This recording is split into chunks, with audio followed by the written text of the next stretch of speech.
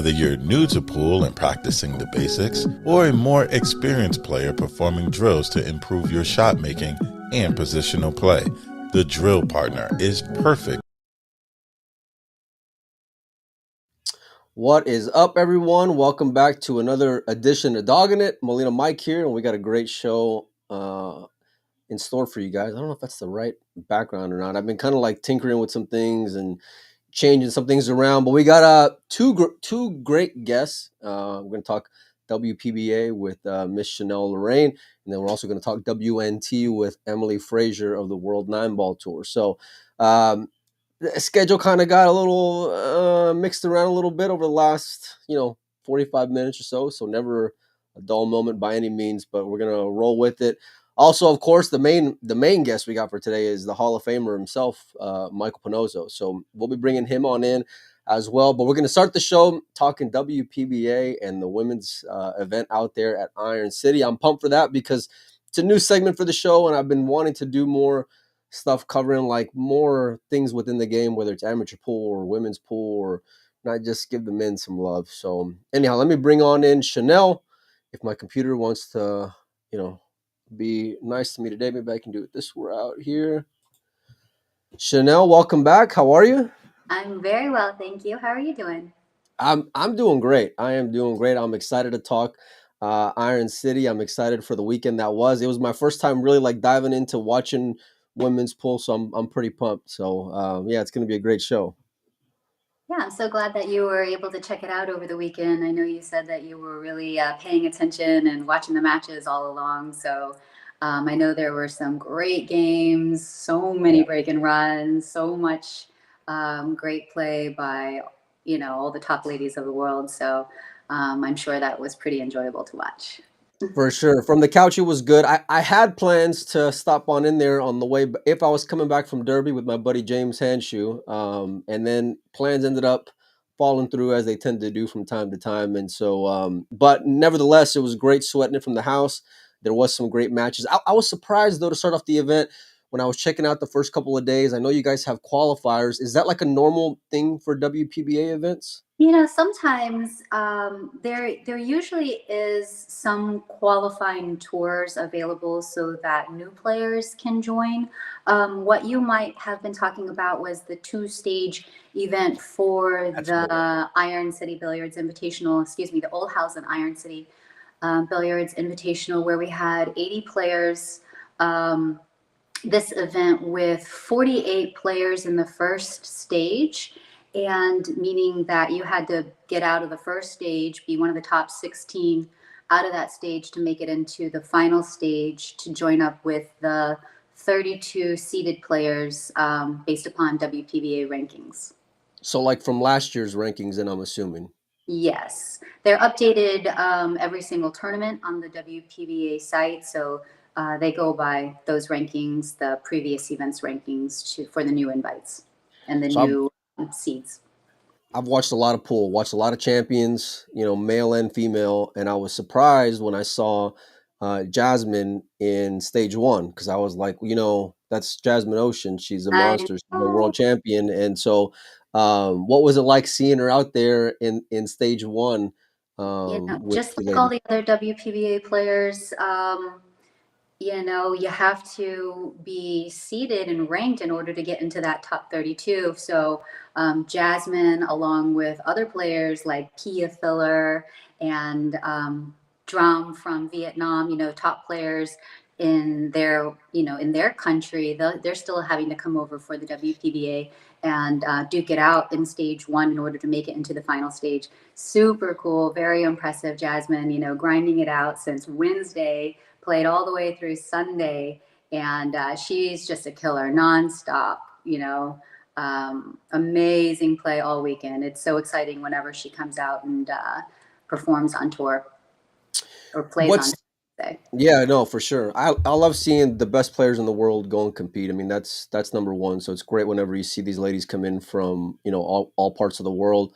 What's the process like for players as far as like if they're not a top 32? Is it like an invitation to play in stage one, or can you just register? What's that like It for? is. It is an invitation to play in stage one as well. So they go by the WPBA rankings. Obviously top 32 are seeded, and then after the top 32, they just go down the list and invite by the rankings. And if for whatever reason they're not able to fill it, if somebody is interested, I do recommend to reach out to the WPBA, because there is a chance that you could get an invite, especially with the larger events like the 80 person tournaments. And if you're not able to get in that way, there are a couple of tours still available. The Tiger Tour here in Florida does offer a couple of qualifier spots. And I do believe the JP Newt Tour out of, I want to say, New Jersey, that East area, Coast? Yeah. yes, also offers a qualifier spot or a couple of qualifier spots, depending upon how big the event is and the money added to the WPBA event that's coming up. I know it's not all of them, but there's a handful. That's pretty sweet. So, like, compare this to a different WPB, like a normal WPBA event where maybe there isn't a stage one. Like, how many players do you usually have, and what's the field you usually like? Usually, I'm pretty certain it's 48. Don't quote me Okay. on that. But yeah, The it's show's called Dogging It, Chanel, so it's all good. dog it. You never Yeah. know. But I'm pretty certain it is 48. And then they also just go down by the WPBA rankings, and they follow that list pretty tightly. So there's obviously, there's some great players out there that would like to get on tour, and I say that, come and try and join one of the qualifier tournaments to get onto the WPBA. That's actually how I got in 2019. I won a qualifier spot, and been trying to play with WPBA ever since. I've not been trying. You've been playing WPBA ever since, and you did pretty good this past week. And I was scoreboard watching throughout Wednesday, Thursday, Friday, and you were taking some names along the way. Thank you. Yes, I've been working really, really hard. I mean, obviously, I've been working hard for a long time, but it really is nice to feel your game come together, especially, when you're competing at the bigger tournaments like the WPBA. And when it feels good and it all comes together, and, you're able to put together some wins and some racks, and beat some players that, probably didn't expect for that to happen. It does feel good. So there is a light at the end of the tunnel, if you will. I'm just going to keep on working hard and trying to win more games, put more balls in the pockets, one ball at a time. How do you build off of that momentum, Chanel, that you gathered this past weekend? Building off the momentum, that's a great question. I like to try to just remember those feelings, how I was feeling in the moment of playing well, getting out, running out. Try to keep that with me. I don't know what that's like, so I wouldn't know. Try to keep that with me and make sure I continue to do all the things that got me there in the first place, which is, your pre-shot routine, the breaths that you take before, the focus, the concentration, the stretching, the yoga, everything that leads up into that point. I try to remember exactly what I did, and then also try to create those same feelings so that I can use that momentum to continue to push forward and do better and win the next game. Before we jump on into the weekend that was, and the champion and the runner-up and all those great players who competed, what's the next event for you ladies, and where's it going to be at? So for the WPBA Tour, the next one that we have on books, unfortunately, it's not until the beginning of May, end of April. I want to say April 29th, May 1st through the 4th. And that is going to be at a new place at Red River Billiards in Shreveport, Louisiana. And the break in the schedule, unfortunately, is due to a promoter pulling out for the Super Billiards Expo. We were supposed to be there and have a big event. The WPBA was supposed to have a tournament there, but unfortunately, we no longer have that on the books. But I know there are a couple of events in between up into that May event for the WPBA in Shreveport. Let's see, there are the Tiger Tours coming up on February 15th, which is not WPBA, but like I said earlier, has a WPBA possible qualifier spot. I don't know if this particular event will have it. I know that they will have a qualifier spot for the West Coast Challenge. Not sure if you're familiar with that, but they are giving a qualifier spot for that. And then I know there is another big ladies event, the Pro Billiard Series, coming up in Vegas. February. Yep, in Vegas. So that should be exciting. And then let's see, there was another Tiger Tour on March 15th before the event in May. And, you know, so many exciting events happening after the May event. We actually, I don't know if you heard, but the WPBA had just got the first ever Women's World 8-Ball Championship event. Nice. Oh, that's right. In Green Bay or something? Somewhere in Wisconsin? Green Bay in July. So that's super exciting over at the Oneida Casino in Green Bay. So I'm sure everybody's really looking forward to that. And so many players from all over the world will definitely come out for that as well. I'm gonna be there. Count me in. I don't like missing World Championship, especially when they're here in the U.S. I think Shane Tyree told me about that, but I did hear about it online as well, which is awesome. Obviously, we love seeing new opportunities for you ladies to go and compete, and in different disciplines as well. I think it brings a completely new dynamic to the game. A lot of great 8-ball players out there, whether it's the Fishers with their English 8-ball background, maybe, or even a young American in Sophia Mash who plays 8-ball, very well. So a lot of things to look out for that event, which is awesome. Yeah, exciting, especially see the players in the different disciplines, like you said. Yeah, for sure, because you never know who's going to excel at one discipline over the other. So super exciting. And just before that, the WPBA is having another special event in New Hampshire, I believe, again, the Bike Week event. Did you catch that this past year? I don't think so. I mean, last year was like a blur, and I'll be honest with you. I feel like I was just getting ready for Derby City last year, and then it was Christmas time with the girls, and then here we are. Derby City just passed again this year, and it's all over again. Vegas coming up. I'll be gone for like a month again. Yeah. So, but no, a lot of things that I'm looking forward to, and following the women's side of things is awesome. I think that it's the quality of play was outstanding. The quality of the stream was great too. Shout out to them because they did an it's a grind. I know, being behind the mic and doing all that for 8-10 hours a day is not easy physically, mentally. It's so many things that can just wear on you outside of just competing.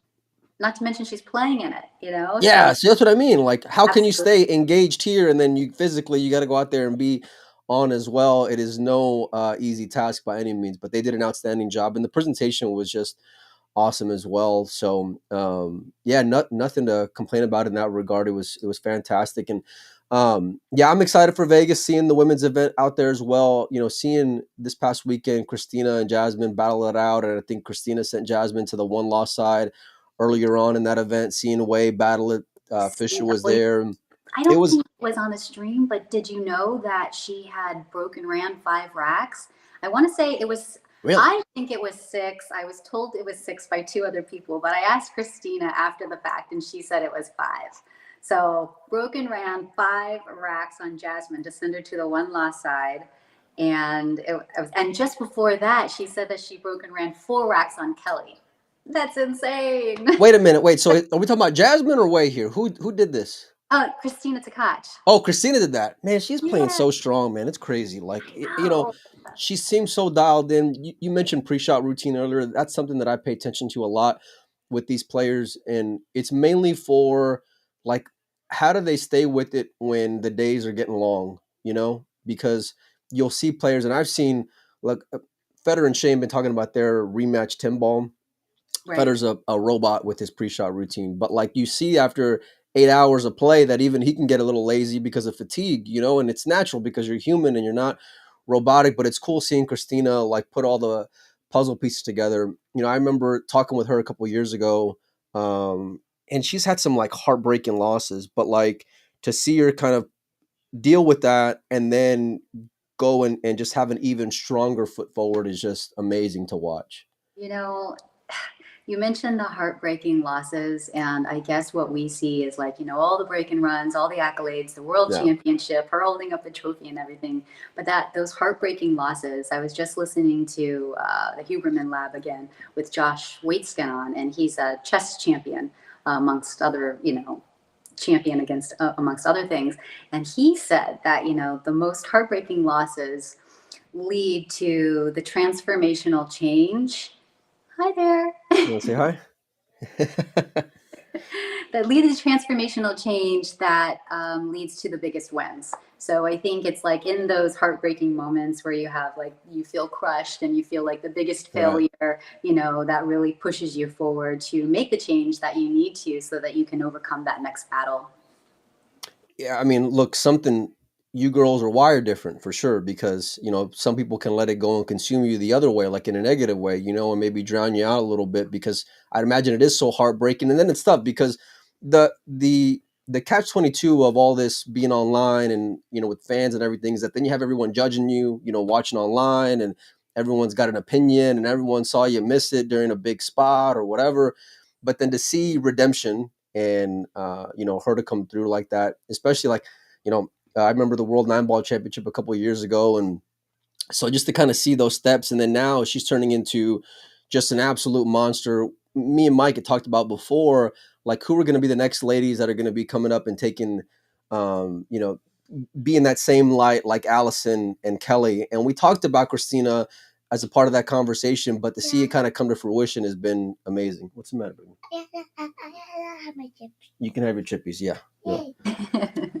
Speaking of bosses, she's actually going to be out there in Vegas with me as well. It's going to be her first event, traveling Oh, alongside with their dad. So I'm excited for that. We're going to be out at the CSI event, and so I'm going to have her do some content with me and interview some players, and she's pretty good. So I love it. yeah, Great. she's going to be out there with me at the Rio for a few days, and She's I'm pumped about cutest that. for sure.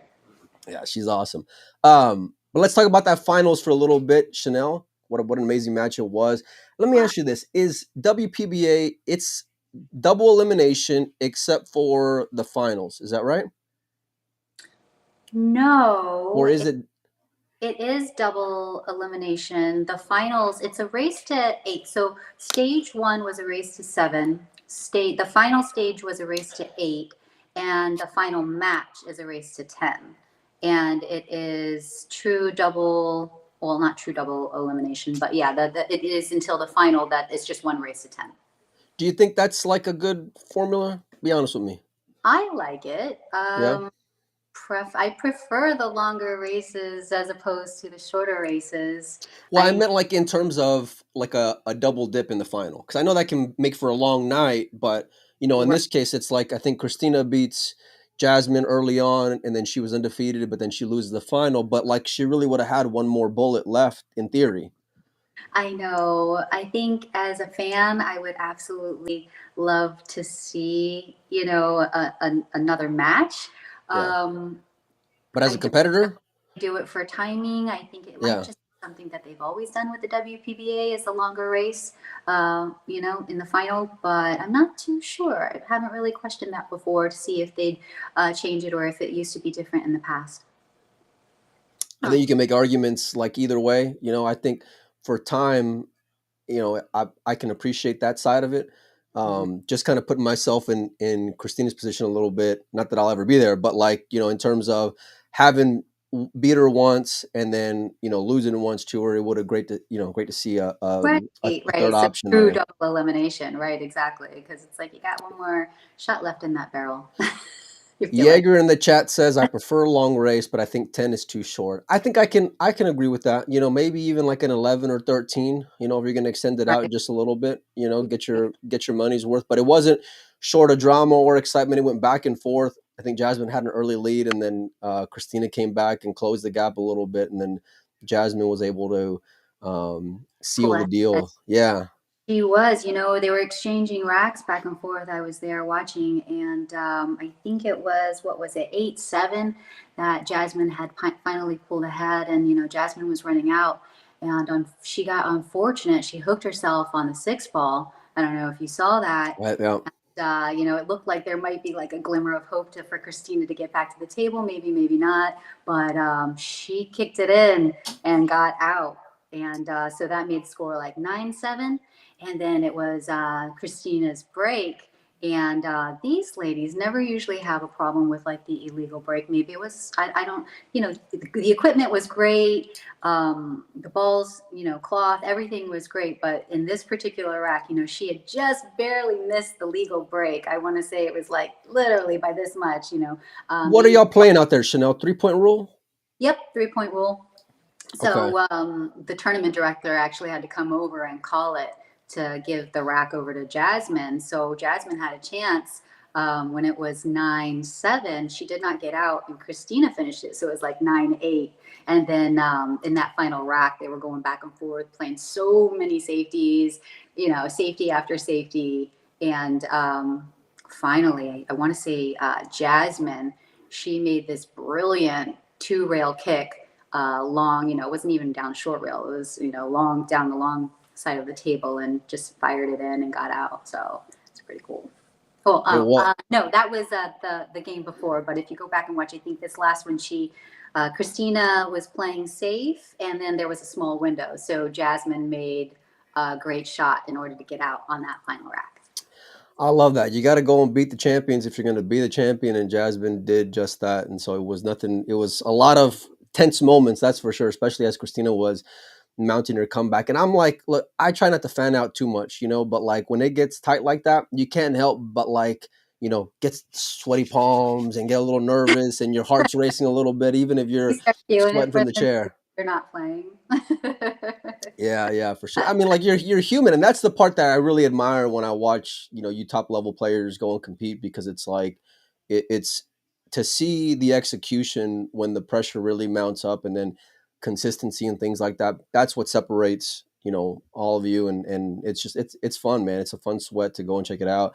Like I said, it was probably one of the, outside of like being out in Vegas, because I get to check out some women's events out in Vegas every year, but like outside of that, it was probably one of the only events that I got to sweat like a lot throughout the weekend, and really watch a lot of pool, which I mean I do sometimes, but don't let the show fool you. Thanks for watching. Yeah, it was, I think it was amazing play, and the events are always great. So the more people that can come out and watch, or even watch the live stream, and check us out on WPBA YouTube channel, or I even think we're still on Billiard TV as well. So I know some people have been able to catch the matches that way, but if ever anybody's in the area and there's a WPBA event nearby, I highly recommend come out and check us out. All right, Chanel, one more time, give us the like next few months schedule for WPBA events. So for the next thing for the WPBA is on May 1st through the 4th, and that's going to be at the Red River Billiards in Shreveport, Louisiana. It's a new room, right? I want to say it's a new room. I have never been there before, but I can't speak to that, but I'm really excited to check it out. I've heard amazing things about it. I'm pretty sure, correct me if I'm wrong, and I don't mean to interrupt you, but I'm pretty sure it's going to be a Brunswick room, because I think I met the owner of that room out in Wisconsin just maybe like a month or two ago. So it's supposed to be a real nice place from what I understand. Awesome. I'm excited to check it out for sure.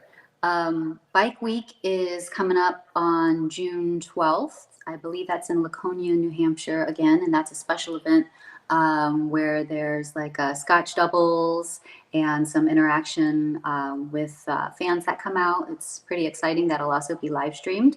I even think that there's a chance for a motorcycle raffle as well, just like there was last year. Nice. Pretty cool things, yeah. And then right after that in July is the Women's World 8-Ball Championship at the Oneida Casino in Green Bay. And following that is the Rax Mez Invitational over there at Rax. And love that event. Holden Chen's awesome. Super excited to come back to that club and play over there. It was a great time last year. So happy we're able to go back there.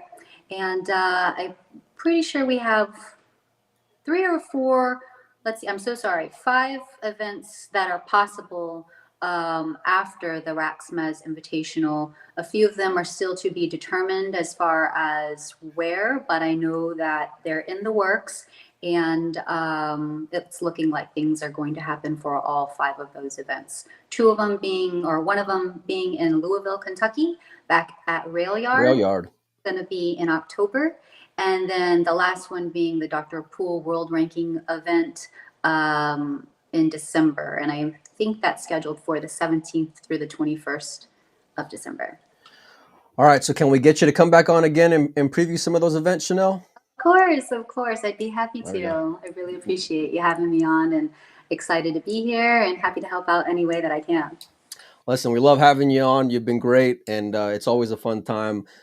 Big congratulations to all the ladies, including yourself, who went and competed this past weekend there at Iron City. We're going to transition to another part of the show. So, Chanel, I'm going to have to say goodbye for now, but we will have you on very soon. And again, I really appreciate your time. Thank you for having me. Appreciate you. All right. We'll see you real soon. Chanel Lorraine, everyone. Oh, let me, there we go. We're getting there. We got another guest coming on. This guy, I don't know why I bumped Chanel for this guy right here. Ladies take the stage and then you intro me. I don't know, Mike. I got to rethink the strategy here a little bit. How are you, buddy? Good. We've had a fun morning, you and I, my man. Yeah, it's all, I think we're going to do some speed dating with Emily, right? This is going to be like that's the plan. Yeah. She's got to jump in and jump out, so we'll hit the ground running with that. You know what? I've seen some of your questions ahead of time, Mike, and you guys are not going to want to miss what Panozzo's got lined up. I might just sit back and just get some popcorn from Madeline. No, this is listen. This is not. It's not like I'm going to ambush her or anything with no. This really hot pointed question. But there's obviously it's February and we're just getting a lot of the information starting to come through. There's been a lot of people anxious, a lot of questions. I mean, we all have questions. The questions I came up with are nothing that everybody hasn't already kind of brought up at one point or another. Yeah, for sure. World Cup of Pool stuff on deck. They just announced the European Open, which is, what is it, 6 weeks away, Mike? Something like that, including PLP European as Open, well. Followed by the PLP, both in Sarajevo, which is cool. But yeah, that's a really tight window. I mean, you're talking about, kids coming from, players coming from Asia, players coming from the U.S., visas, things like that. It's a pretty tight squeeze. Yeah, that's the part that's going to be difficult for some of these players, depending on flights and things like that. But a lot of questions we want to get some answers to, Mike. I'm excited to get her on. I know we were supposed to have her on yesterday, and then you send her the link. Did I send her the link? Yeah. Yeah, no, that was your job, man. That was your job, not mine, Mike. That's for sure. No, but she'll be coming on here shortly. If not, she's gonna be in real hot water, Mike. I'll tell you that. So, no, I'm kidding. No, she's always great to come on, and we've said this before. Like when it comes to, how can I say this? Like some of the others in pool, I got to give her credit for at least willing to come on in, knowing that it's going to get a little hot, and to answer some questions and be in front of the mic and things like that. So, yeah. She loves that. Are you kidding? Which one? The drama of it all? Yeah. Well, we shall see, Mike. We shall see. She'll be on here momentarily, you guys. We just got done having Chanel Lorraine on there. Mike, did you get a sweat any of the women's pool that was going on this past weekend? I did not, but I was curious to ask her how she's looking forward to coming to Green Bay, Wisconsin. But nobody's looking forward to coming to Green Bay, Wisconsin, Mike. I'll be honest with you. Okay. But I'm going to try to be out there. Hopefully you will, Mike. That's in your neck of the woods, and it's a world championship. It is. It's the same week as another event that I've got to go to in D.C., but I'm going to try to get there right after I get back. Well, so we got a lot of catch the last couple of days there. Yeah. Well, it should be good. I think I'm going to try to make it out there. I've never been to Green Bay. I was hoping it wouldn't be for a pool event, because I'm a sports fan first. But maybe one of these days, Mike, we'll have to go check out a Bears and Packer game. Bear Packer Maybe. game in Green Bay. Yeah, That would be that's a big that's a game that I went through. I went to that game with my buddies for about 25 straight years. really. It's the best place to go. It's up to Green Bay to see a game, and to see the Bears up in Green Bay is great. I'd rather see the Bears in Green Bay than see them in Chicago. It's just more fun up there. It's a great place to watch. So, anyways, before Emily jumps on, what do we got? European Open. That was what was announced, correct? European Open, PLP out there in Bosnia, of all places, which is an interesting location, Mike. I didn't even think that was on the radar. Yeah, I'm curious to know how that even popped up. I'm sure Sanjin is jacked about it. So 11th to the 16th of March for the European Open, and then the 20th to the 27th, so like 4 days later, Premier League pool. So I'm curious as to know, I've got questions about, they all this stuff is intertwined, right? I mean, okay, so who's going to be in the PLP? The players who did not play in Hanoi and who've been kind of linked to WPA, are they still in the pecking order if they're in the top 14 to get one of those spots in the PLP? There's a lot of questions like that all these kind of announcements or in some cases lack thereof kind of lead to just curious to how this is all going to play out. Obviously you look what at was last year, Mike? Top 14, right? And then top 14 and two wild card picks. So if you're looking at top 14, is Josh Filler in, or is he persona non grata? And it's not just a Josh Filler thing, but it's just he's an obvious one. Josh is the one we want to know about, Mike. Let's be honest. Well, there's other guys. What other guys are in the top 14 that have kind of backed out? I'd have to look and remember, but. I imagine that's got to go on the 2-year calendar because you haven't even had an event this year, other than on this year's point ranking, other than Taiwan and International Open, right? So then it would be basically the same 14 from last year. Then is that right? Then not necessarily. I think that's a good question. I mean, I think it's based on 2-year rankings, which is what they've used for a lot of these invitational things. So. How did that change from last year? So I don't think in the room. Oh, maybe Ron knows something we don't know. Is Emily here? Yeah, I don't think is she in. Hold on, let me check the green room here. She's not in just yet. Hopefully, we'll get her on here pretty soon. Yeah, I agree with you, Mike. But I think it's great having the PLP follow that event because then you got a much higher possibility of having those top 14 guys guaranteed to be out there at the European. Does that make sense? Because now they got even more reason to already be in town, so to speak. Okay, so correction there on how the PLP was selected. I don't recall how the PLP was selected. I think that was more of an invitational. It was the World Pool Masters that was the top 14 plus 2 wildcards. So I'm not really sure about PLP. I don't remember last year whether rankings were involved at all or whether it was straight up invitational. I was at Jay's room. Yeah.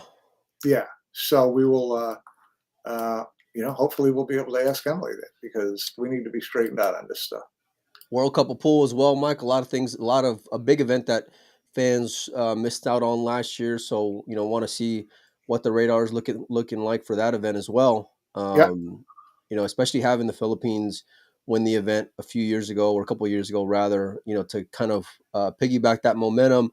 I'm excited to hear, what's on store for it because it's such a fun, different dynamic. And we get to see doubles with Mosconi and doubles, now with the Reyes Cup as well with some of the Asian players. But we really don't get to see that any other time of the year, seeing these top guys play with each other, play together on a team. Yeah. Am I frozen up on there? You're a little frozen, Mike. Yeah. You got this. I don't want to say the face that I'm thinking of, Mike. Classic Pinozo dumbfounded look that hit the refresh button, Mike. Come on out and come back in. No, I was opening up another file on my computer and that may have screwed me up here. So It's never a dull moment whenever we have multiple guests on. There you are. You're unfrozen now. yeah, Whenever we have multiple guests I on. had to open up another program, and it affected the. All that prep work, Mike, that's the problem. There's going to be casualties. Well, I mean, it's like I got a lot of stuff to open when I'm trying to prep for M. What else can we expect, Mike? What are some other questions that fans can expect? And maybe you fans in the chat can let us know what you'd like us to ask within reason here, Yeah, well, obviously you want to know about, what without having to discuss dates or make commitments or things, can she tell us, are there going to be any new Open championships this year? There was a teaser that the Spanish Open's coming back. Okay, that's great. So if you get conveniently after our show the other day talking about how there was no Spanish Open last year, Mike, coincidence. So it's things like that. Is there going to be any extras? If how many total Matchroom Opens and Invitationals are we likely to see this year? Can she put a number to it? I'm not looking for any big scoops or anything like that, but just and part of it is you've got we've all talked to the players. They're all part of their frustration is, listen, I need to know. Not only do I need to make plans to go to all these other events, but I need to know, are there enough events, and are they soon enough to where I'm not going to consider the WPA events. I'm not going to worry about my WPA ban. That's been okay, great. So we got a lot to get into. Not a whole lot of time to get into it. Just listen. This isn't hard hitting stuff. This is all like, oh, holy shit, I'm in trouble now. Listen, honestly, some of the stuff. Oh my god! They're all good questions. Never a dull moment, Emily. Bloody hell, you lot are a nightmare. I got questions. Yeah, I know, but geez, you just all need to take a breath and just think. We've had a month and a half off. But I said, what do you think I'm doing? Sat at home, just sitting on my hands? No Is that genuinely what you think we're all doing? No one's ever accused you of that. I have never told anybody anything other than the fact that you are the hardest working person in pool. But that doesn't mean that I don't sit around and go, geez, I wonder how many events there are going to be this year. I wonder what kind of rankings they're going to use this year. I wonder if there's going to be any additional events this year. I mean, that's normal stuff. I mean, that's what you have to expect someone to ask you, right? She's very greedy. Very greedy. Listen, I don't mind. I just think it's just no, I'm not greedy. You can say no comment to all of them, but I have to ask the questions. No, I think the thing is, I've never said no comment to anything like that. Otherwise I wouldn't come on the show if I didn't want to comment on anything. There'd be no point in sitting here. But I just find it really funny because we've all sat through this journey. We've all sat through the journey of what was happening in pool a couple of years ago.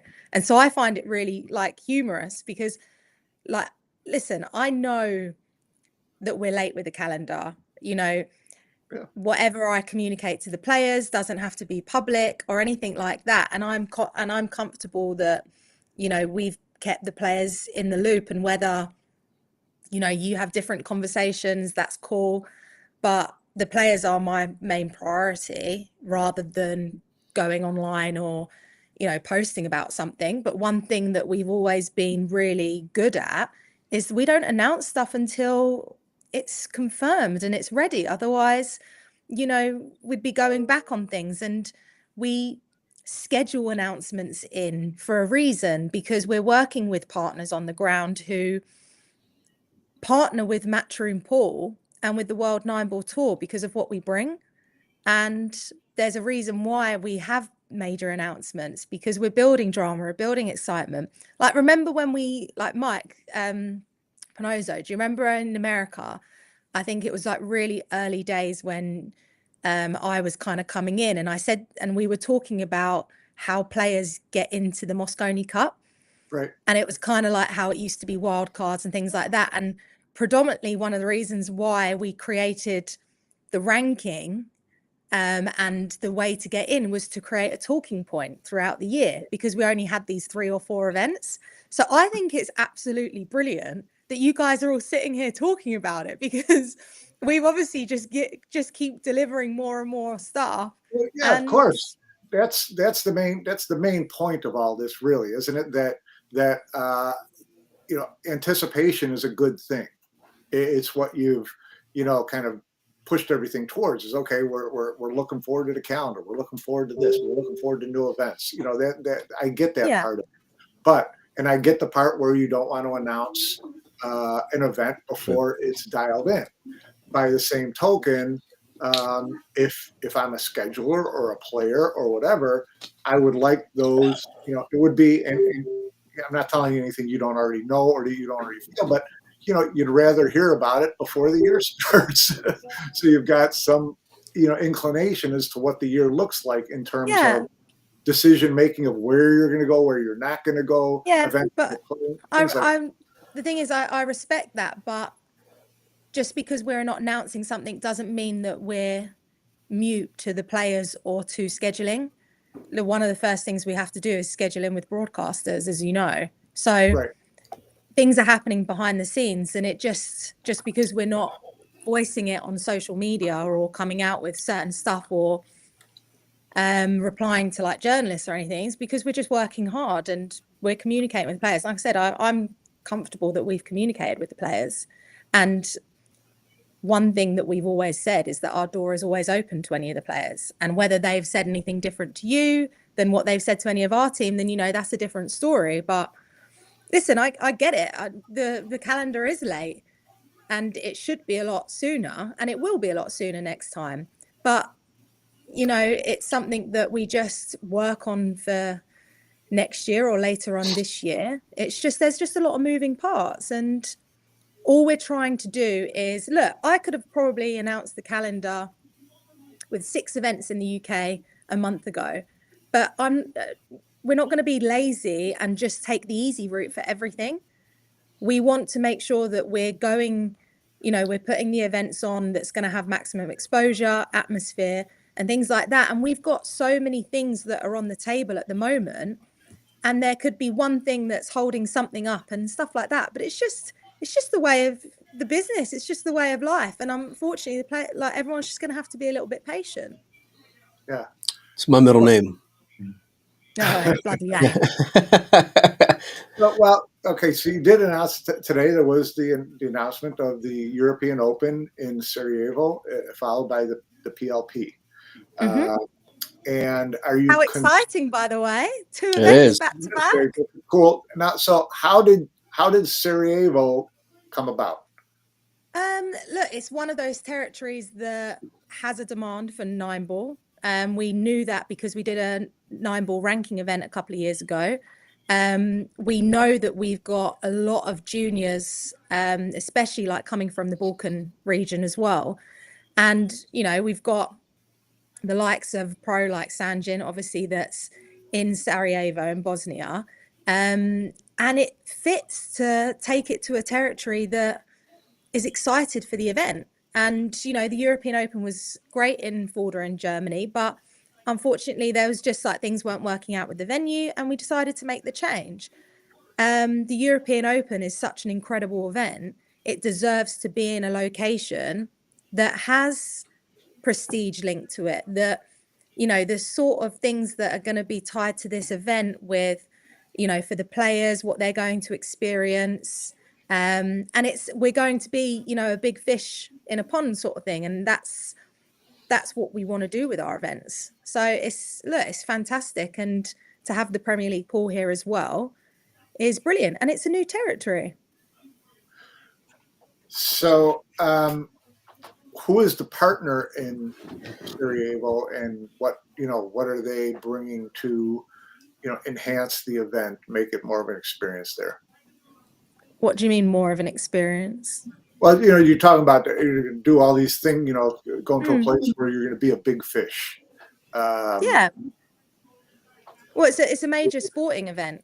And so the only reason I'm confused you're asking this is because surely you read the press release, Mike. So But I'm I'm like, giving why you am I I'm giving explaining you this the to you? opportunity to elaborate or share. Fucking hell. I've been working like 2 days Then, straight. I need like we'll skip simple that. questions. We'll skip that part. And we'll go to the prize fund. No. It's listen, the price. Oh, drop me out, okay. But look,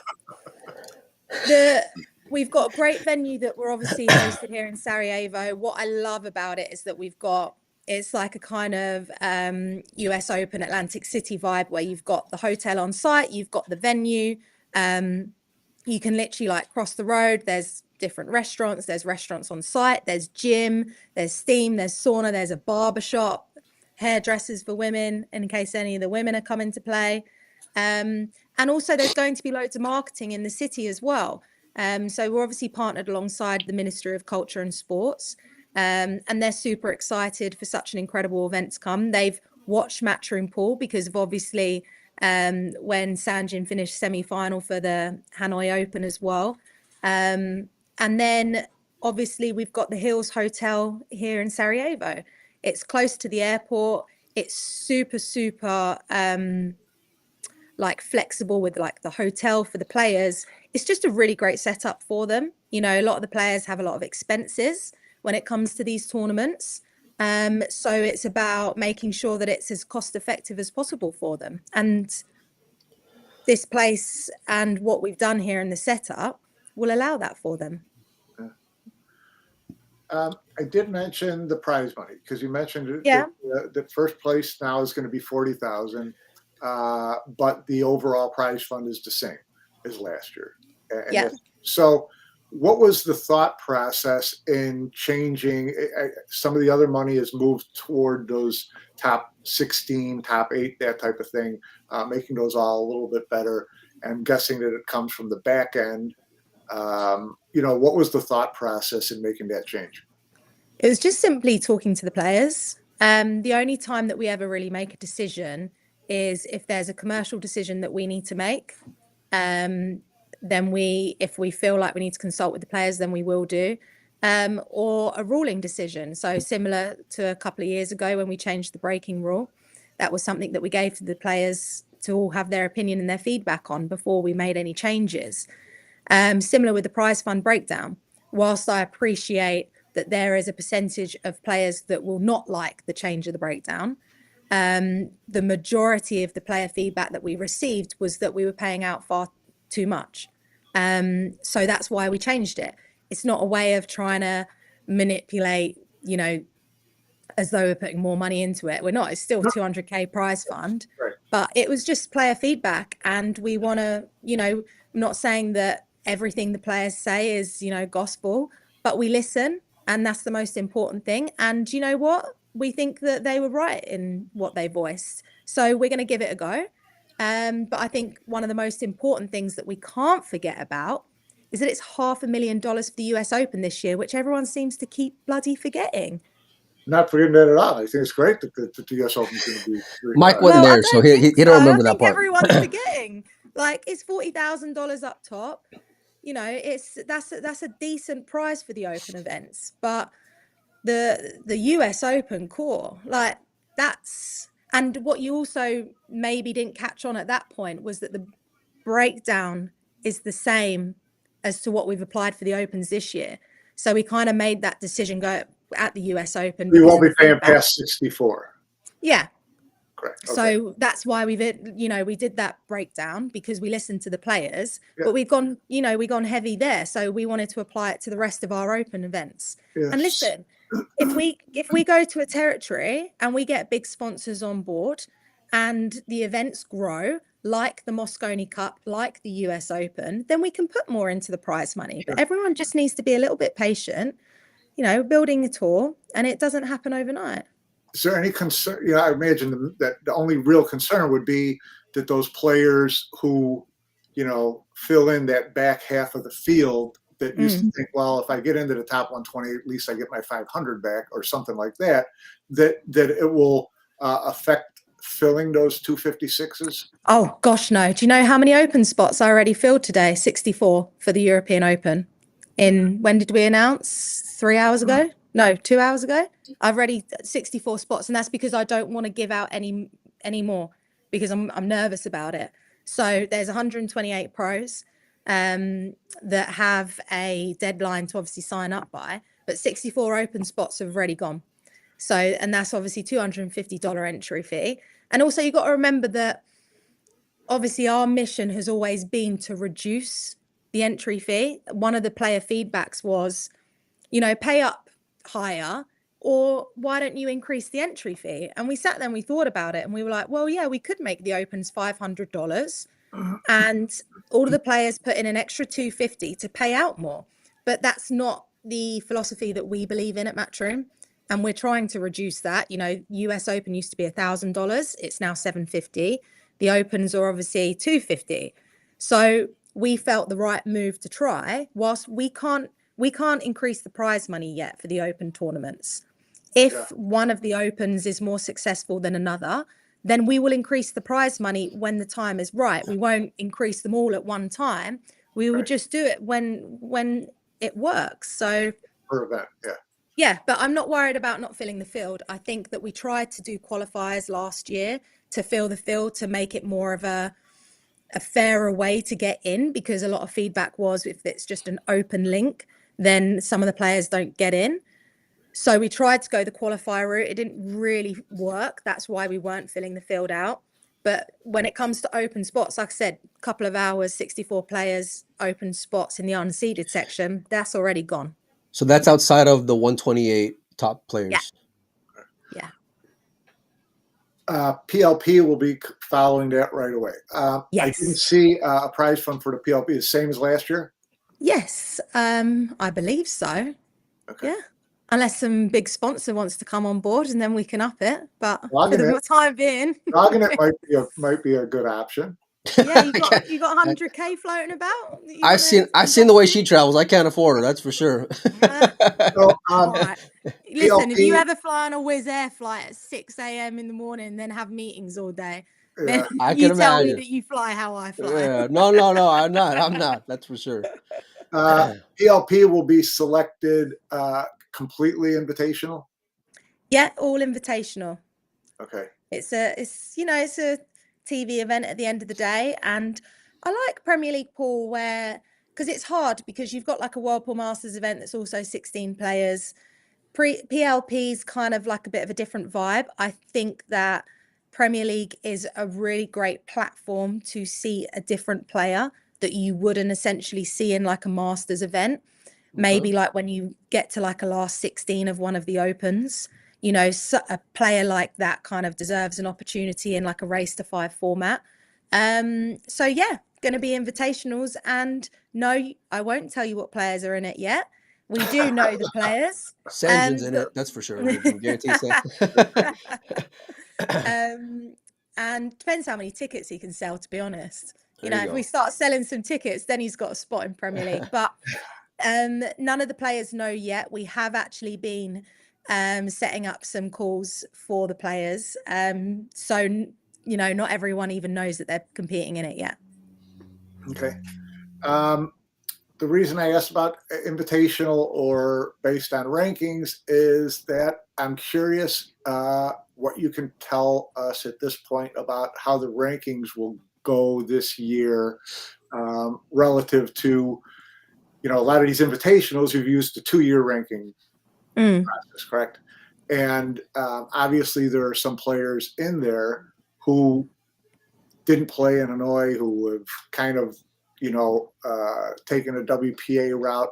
How is that going to affect the decisions going forward on invitationals? It's a good question, but stuff like that doesn't affect it. Like I said, we go into a Premier League pool, we think about social media, we think about what territory we want to sell broadcast rights to, we think about the demographics that we're strong in, and we also think about characters.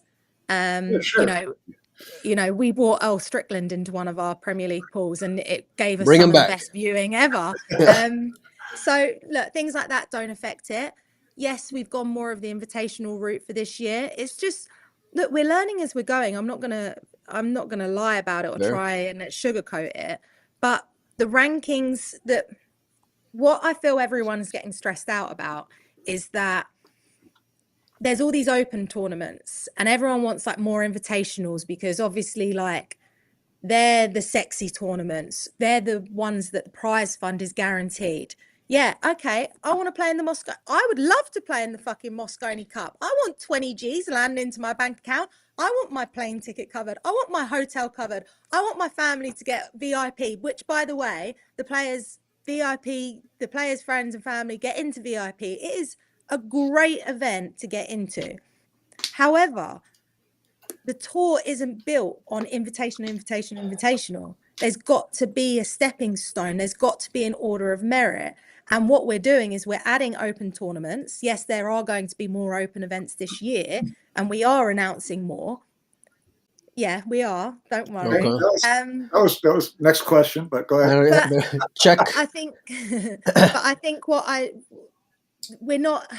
Listen, a couple of years ago, I probably thought that, you know, we were going to be in the position, like in a different position in like 2 years' time and stuff like that. But the rankings take such a while to like kick into place, and it's like a 2-year list. And yeah, we're learning a lot along the way. You know, last year we tried having cutoff points at the different tournaments for players to get into the Moscone. Right. And then it's depending on how the opens are staggered. And yeah, we've got brilliant ranking events on our calendar.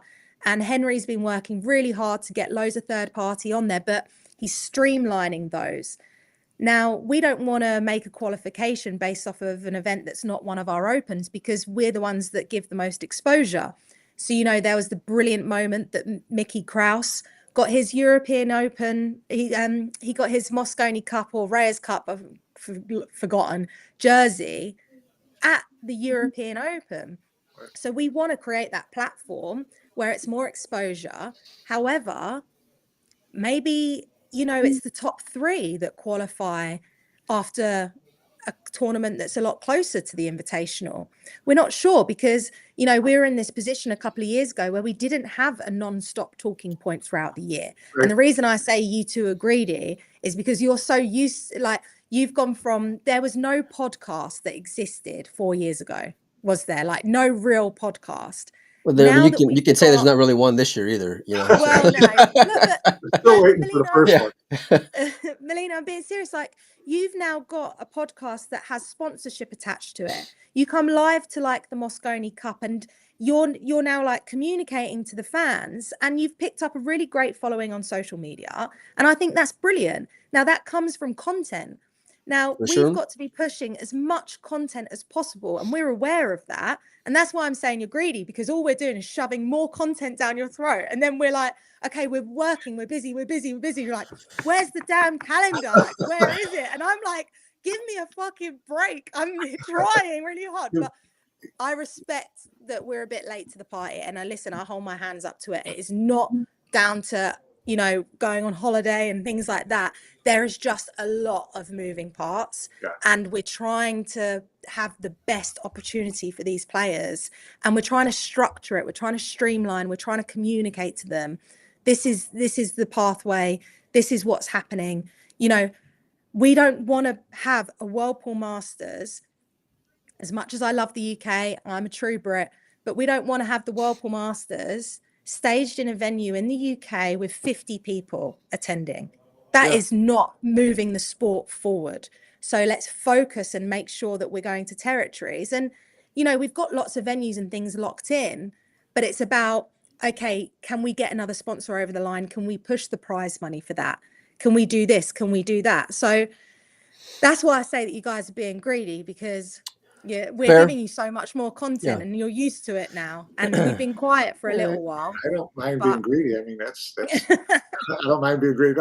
So, you know, but you know, going back to what you're talking about with invitationals and things like that, is that part of the whole rationalization or emphasis on playing the open events and the other events and gaining points is that those were going to earn you spots in these special events. So are you saying that this year that won't be the case, and that this year all these special events will be invitational, or will the points still determine who plays? Certainly for like Reyes Cup, Moscone Cup, points still matter. It's not something we're going to World change. Pool But just Masters? we're not sure. At the end of the day, it's about, the territory that it's in. If we can look at a brand new territory, then it changes. It's a little bit different staging. Like, it's a little bit different being able to say, yeah, we can get the top 14 off the rankings and 2 wild cards when you don't have any sort of obligations to like a host in terms of how many host players that they have and things like that. So you just got to think of the commercial side of things as well. So listen, the rankings is the way forward.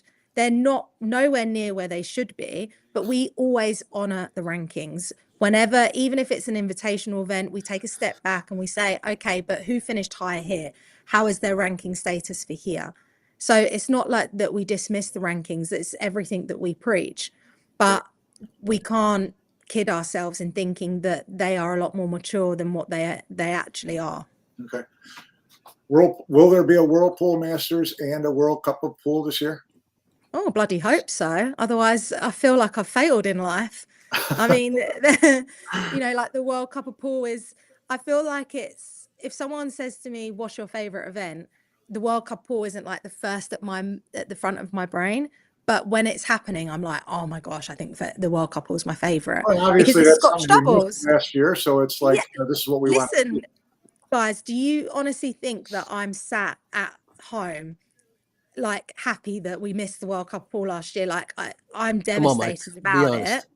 But obviously, it's a great event and we want it to take place. But again, like I said, I'm not going to put it in a venue in the UK with 50 people turned up. It's not about that. But we've just got so many moving parts. Like, a lot of territories want our events, and we are, when these announcements do come, it will all make sense and you guys will go, okay, yeah, all right, I'll let them off, sort of thing. It's just not something that, I can't sit here and be like, these are the dates, this is what's happening, because there's just so much happening in the background.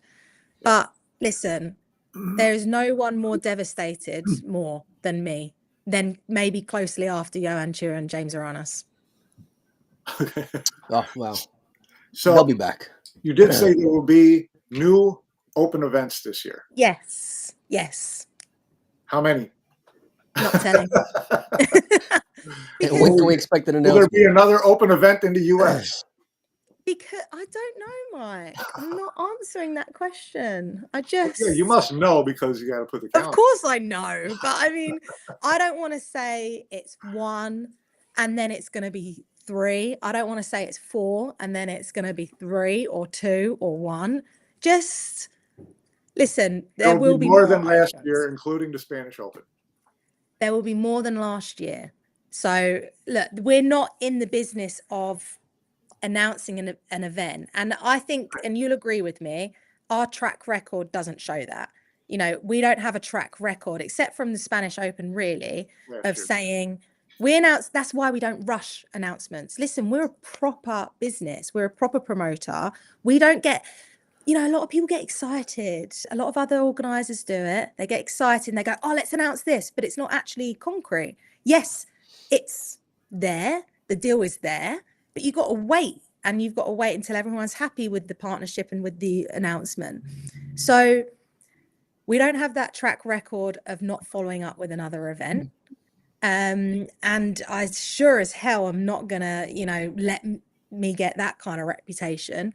We're focused on the Spanish Open. I think everyone would be very excited when we make our announcements for it. But when we do announce an event, we stick with it, just like the Reyes Cup. Reyes Cup, everyone's been asking for it. Everyone was asking for an invitational. We were focused on the Opens. And yes, we didn't have a World Cup of Pool last year, but we had a Reyes Cup. And that was absolutely phenomenal. And it will happen this year. So, and it's opened the doors for new opportunities. So it's just about, we just don't make silly decisions. And that's why, maybe we sit and wait a little bit more and, don't jump into things. So a lot of what I'm asked is, if I'm a player and I just want to be convinced or reassured that I will have at least as much and guaranteed more to play in this year than last year. So now I can make my decision about whether I want to, miss this tournament because I can still play in a WPA event because my 6-month ban will be over, or whatever the case is. So, if I'm one of those players, I just want to be reassured that there's going to be more events than last year. There's going to be more money than last year, and there's going to be plenty for you to play in. Fair enough? I think that all you have to do is look at our track record. And I don't need to sit here and convince players, because I've shown it. Right. Matchroom Pool have shown it. We've gone from 3 events to I lose count of them now, and I don't want to say the amount because I know the real amount and I don't want to give anything away. How close? But look, I just think you either believe in something or you don't. I think from day one, especially from Barry, and it's probably something I've really learned from him, we've always been transparent. And if any players are certainly, unsure about anything, which some of them are, but do you know what they do? They pick up the phone and they message me, they call me and they ask, and I give it to them straight and I tell them what's going on. And that's all I would encourage them to do if they're unsure. I mean, I'm pretty it's not hard to get in touch with me. Well, sometimes, but but I will defend myself. If a player wants to get in touch about something important, I'm on the phone to them, because that's my job. But I just think that we don't really need to reassure anyone, because you just look at our track record. Look at what we've done with the World 9-Ball Tour. New events exist inside the World 9-Ball Tour and outside the World 9-Ball Tour in other disciplines because of us, because we have made the market competitive. We have made people come through the cracks and be like, oh, I want to do this because it looks like it's going to make a shitload of money. What everyone's actually realizing is being a promoter in this sport doesn't make a shitload of money. No. Unfortunately, everyone is starting to now realize it. So now the events drop off the calendar. Yes, maybe the Spanish Open didn't happen last year, but it will happen this year, because again, we're not in the business of doing an event and have no intention of following up again. We're invested into this sport, and that is what I keep telling the players. We are invested into the World 9-Ball Tour. Things aren't going to happen overnight. It takes a partnership of investment from the players with us, but also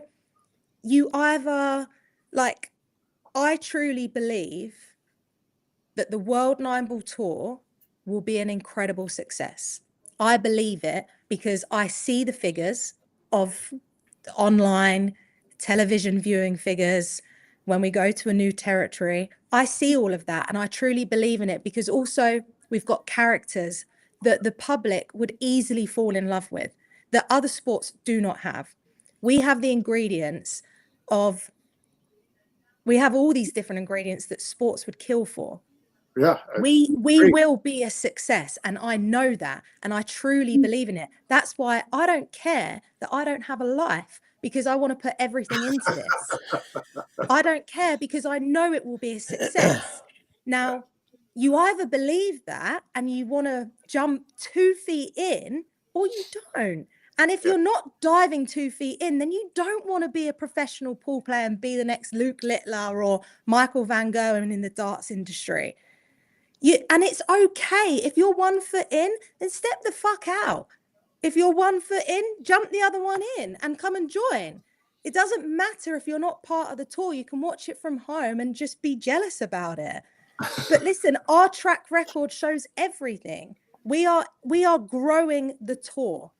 Pool players didn't even have social media accounts before we came on board. They didn't. Did you know that Mickey Krause never even used Instagram? And now he has an Instagram account because of us. We sat down, we got Instagram up, and we said, look at the analytics.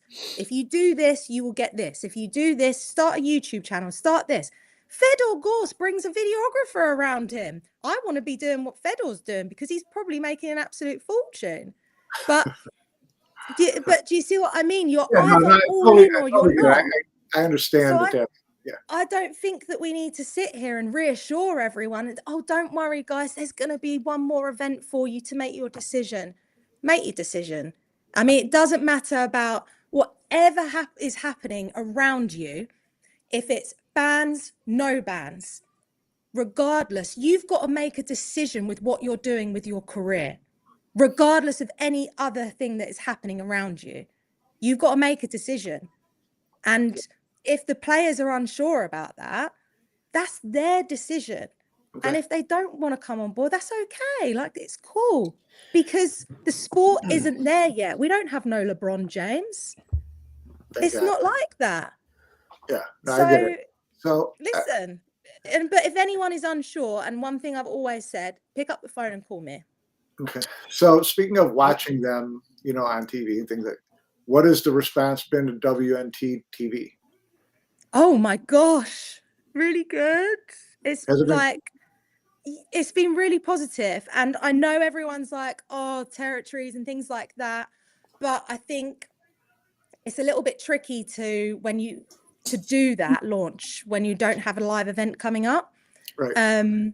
But we got a lot of subscription just in a time where we don't have a live tournament. But all I can say is that that is going to be your platform that you're going to want to join to. When it comes to the Mosconi Cup tickets, which everyone knows is through the roof and you can't get a ticket, you go to your priority window, which is WNT TV. And when it's coming up to the European Open and you get your broadcast list, you will see where you can watch WNT TV. It's going to be so accessible for everyone. And I'm just so angry we didn't do it sooner. But it's okay. Like, it's just one of those things. Listen, there's a lot of American pool players who loved thrilled to get off of the zone, canceling their DAZN subscription. It's one of the happiest days of my year. Oh, look, but by the way, it's nowhere where it needs to be, and it's nowhere near that. But it's heading in a really great direction, and that's where I go back to all these different ingredients. Pool has incredible ingredients. And one of the main points is that it's 9-ball. It's interesting, it's fun, it's got the history. We have all of these different ingredients, and all we're doing is just working really hard to push that together to really push this into a proper sport. And I know it will get there. We just need everyone to do their bit. How are we on time, Emily? Yeah, I'm literally should be walking out the door in like 10 minutes. So, but I haven't eaten yet or anything like that. So I've had some Oreos. I was hoping to eat before I go. I am tight for time though. Yeah. Okay. No, I've exhausted my list. Aside from the one question that I know you would say no comment, so I won't even go there. Well, since you brought it up, Mike, have I ever said no comment on one of our podcasts? Have I? Where do we stand with negotiations with the WPA? Oh, since you brought up since you brought up bans. I mean, listen, I just love how you guys always ask me about it, but I think it's just because I'm the only one that's going to talk about it. But no, I asked WPA about it all the time. Oh, okay. Yeah, so that's where our information's going. So look, listen, for us, like I keep saying, like I said back about bans or no bans, players need to decide what their career is, just regardless. Like, you draw a line. Like, I know I'm a career woman. I drew my line at that. So that's like my decision. But look, we've been talking to the WPA. We've had various conversations with them that we picked up, because our main priority is to get the bans lifted for the players. We've always communicated that we have no concern or bother if the players want to go and play in other events in other disciplines. 9-ball's 9-ball.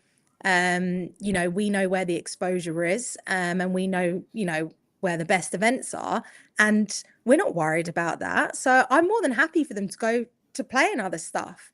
So our priority is to get the bans removed and to ensure there aren't any future ones. That's why we pick up conversations from our side, and I'm only going to comment from our side because I don't know, from other things, we've agreed on the proposed suggestion from the WPA. So from our side, we've agreed, and we're just waiting, which I'm not going to lie, is kind of a situation we've been in a lot of times. The reason why we don't really communicate this is because I don't want to get, I don't want people to make decisions based on just loose ends like that, or, this might be happening, this might be happening. You make your decision on the events based on where you think your career is going to make you famous or make you the most money. Right. From our side, we've agreed, and it is just a case that we're sat here waiting. I'm not saying that means that, all is well in the world and all of that. It's just, it is what it is. But I can't sit around forever. Yeah, no, I know that, but it's encouraging to know that there's been communication, because for a number of months there really wasn't, and we all know that. No, for a number of months there were, but it's one of those things that unfortunately we just can't sit here and wait. We have to announce events. We prioritize the players. That's why we picked up Conversations, so we can prioritize the players. But, we just have to, and respectfully to the WPA, we have to press forward regardless. Yeah, we've made our decision that we are 150% into 9-ball pool and the World 9-ball Tour. That means that we press forward in any case. If it means that players don't get future bans, brilliant.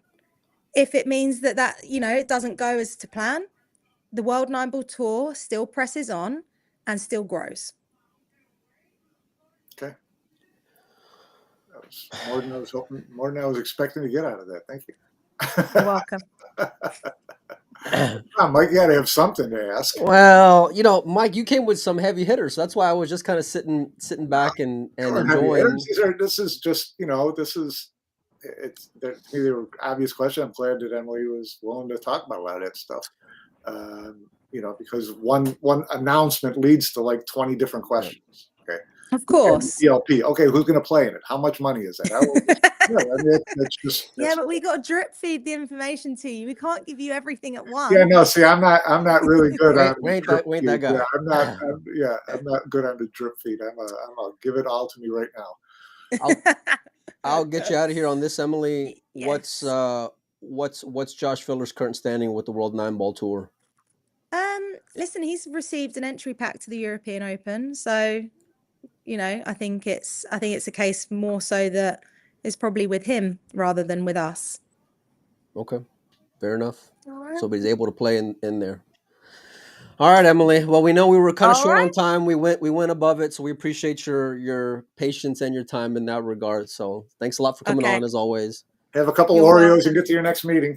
Yeah. I know. Gosh, you lot have kept me too long. Yeah. All right. Have a nice evening. I'll speak to see you soon, Emily. All right. Bye, guys. Well, Mike, I didn't end the show yet, so just so you know. Not yet, anyway. Yeah, I was just about to rip a. Okay, go ahead. It was interesting. It was good. We didn't get too deep into a lot of things. I was curious about the prize fund.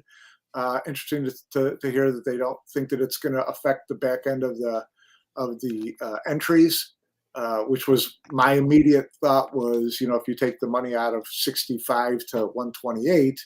What was it before, Mike? Like $500 or something? It was $500. So if it's $250 entry fee, you could take a swing and think, all I got to do is make the top 28, and I come out 250 ahead. Now I've got to make the final 64, otherwise I get nothing. So, and that's fine. And I personally kind of think that's the way it should be. But you've got a lot of, what everybody refers to as dead money, now some are going to make a decision of, well, at least I had a shot at a $500 if I could win a match out of 3 or whatever the case is. So, interesting to hear that they're not concerned about that affecting size of the fields. That was good. Well, I think they've always said that they were able to go and pivot after the fact. You know what I mean? So like, and they've had a history of, if it doesn't work, then we can always shift. Mike? Right. So, no, true. But I'm with you. Like, I don't think, listen, going from 250 to 500 I was never a fan of that anyway, personally. Yeah. So, interesting about the, I've been really curious about invitational events if they're going to go off rankings. Now, the first one, the PLP, has never been off rankings, so that, really wasn't going to tell us much. But she did say that she seemed to intimate that they were going to take a different look at like Whirlpool Masters. Um, so, will it be based on points or not? And it's likely that it's not, at least not 14 out of 16. It doesn't sound like. So, again, I go back to the idea that the points were, they were aspirational for players because they were going to earn you these perks. Right now, Yeah, that was what you were working towards. That's what you're looking for. And that may kind of come back into the equation. So it sounds like they're saying, well, we might take some of those and kind of revisit that until we get the points to the maturation point that we really want to, where then it becomes a no-brainer. I don't know how much of that I buy, but I can make an argument on either side, because some guys, listen, while they may play well in top 15, they're not marketable, Mike, and characters is a part of that. And they're, at the end of the day, they're, a promoter. Well, but let me ask you this, Mike, real quick. Do you think, are you free tomorrow? Because I'd like to we're already running like an hour 20.